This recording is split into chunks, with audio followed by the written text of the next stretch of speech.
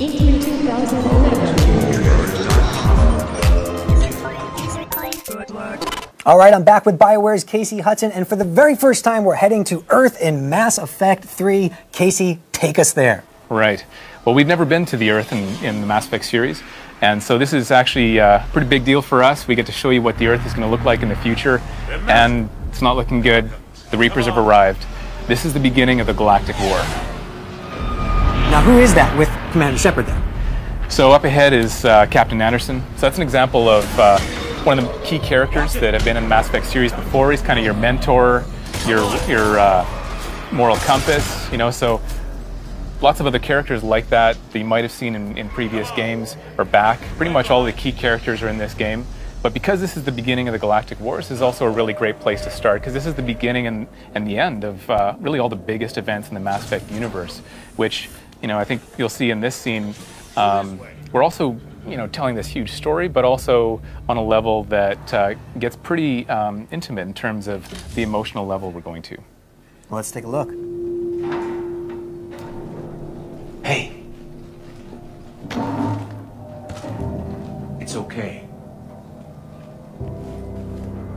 Everyone's dying.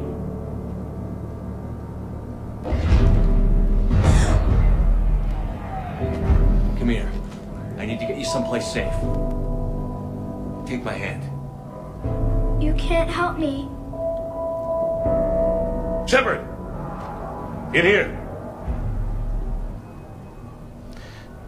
So they're going to move on up ahead, and one thing that you'll see is we're actually really integrating a lot of these things that Shepard can do and movement, things like that, into the actual cinematics of the game in a way that's pretty seamless. So Shepard is going to be moving, looking at really big events that happen, like this Reaper that's landing on the Earth. And we're going to tie in a lot of these action moments in a way that people have never seen in the Mass Effect universe before. You mentioned this being an emotional journey before, and obviously this ties up a lot of loose ends. Talk a little bit about the difficulty in making a cohesive experience that does just that. Well, I mean, you know, Mass Effect has these huge over-the-top moments like we're looking at right here, but it really is also about trying to make you care about these things by actually developing relationships. And so that's one of the things that we're doing more. We're really focusing on the team that you're putting together in Mass Effect 3. It is very much a war story, so it has, you know, an overall backbone to it that is aside from assembling your team. But that also is part of it, though, is developing this relationship with your squad. And for players who've been with us for a few games, they'll be able to import their character, and the decisions that they've made might actually determine, you know, even who's alive and dead, even at the beginning of Mass Effect 3. And some new enemies we're taking a look at here as well, correct? That's right. In Mass Effect 3, the Reapers are actually, they're working with Cerberus, which is a pro-human group. You got to figure out why that is. They're also kind of mutating a lot of different kinds of creatures. They kind of mutate them and mash them together into some pretty horrific creatures you're looking at here. And also some of the biggest enemies that we've ever had. They're you know, not just guys that can run and fight with a gun, but they get bigger and bigger. So there's some pretty amazing enemies in Mass Effect 3 as well. You mentioned Cerberus, and obviously the Illusive Man was a very integral character to Mass Effect 2. Making a return? That's right. The Illusive Man is behind all the stuff that Cerberus is doing, of course, so you'll be able to figure out more of that stuff as well. Excellent.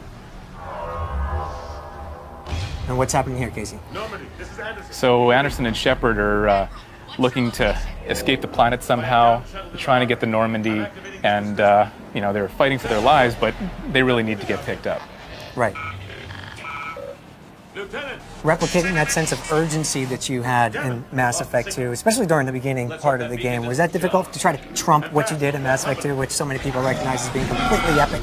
Yeah, I think we knew that we wanted to start strong, and this is really the strongest, biggest opening we've ever had, and it just gets bigger and bigger from there. Mass Effect 3 has these massive moments, but again, they're really rooted in a lot of the emotion and the big payoffs.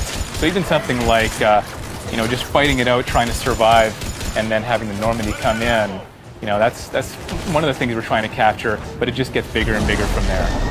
And what do we have there?